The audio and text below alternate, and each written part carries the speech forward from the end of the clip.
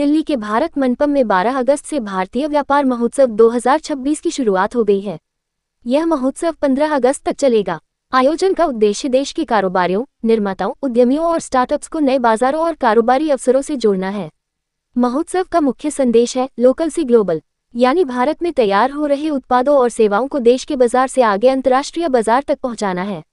आयोजकों के मुताबिक यह आयोजन made in India, vocal for local और लोकल फॉर ग्लोबल जैसे अभियानों को मजबूती देने की दिशा में महत्वपूर्ण मंच है।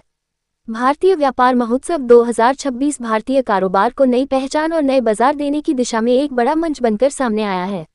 अब नज़र इस बात पर होगी कि इस महोत्सव से देश के व्यापारियों, एमएसएमई और उद्यमियों को कितने नए कारोबारी अवसर मिलते हैं और भारतीय उत्पाद किस तरह वैश्विक बाजार तक पहुंच बनाते हैं। कैट परिवार के साथ, कैट परिवार के सौजन्य से देश के 9 करोड़ व्यापारियों के साथ राष्ट्र के उत्थान में अपना योगदान देने का मुझे अवसर मिला। मैं जानबूझकर इन व्यापारियों को छोटा व्यापारी नहीं कहती, क्योंकि व्यापार छोटा बड़ा नहीं होता। व्यापारी का संकल्प, व्यापारी की प्रतिभा भारत में इतनी अनूठी है कि अगर खुद की चिंता छोड़ वो समाज के सृजन और निर्माण में योगदान ना दे तो समाज से ही प्रश्न ये उठे कि क्या वाकई में तुम भारतीय व्यापारी हो।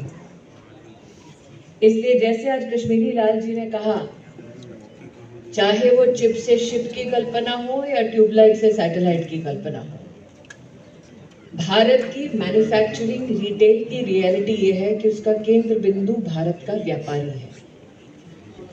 But Excellency, since people do not conform to rhetoric, but they complement numbers, I'm sure the Honorable Minister will do the honors of expounding what the numbers say about the Indian trader.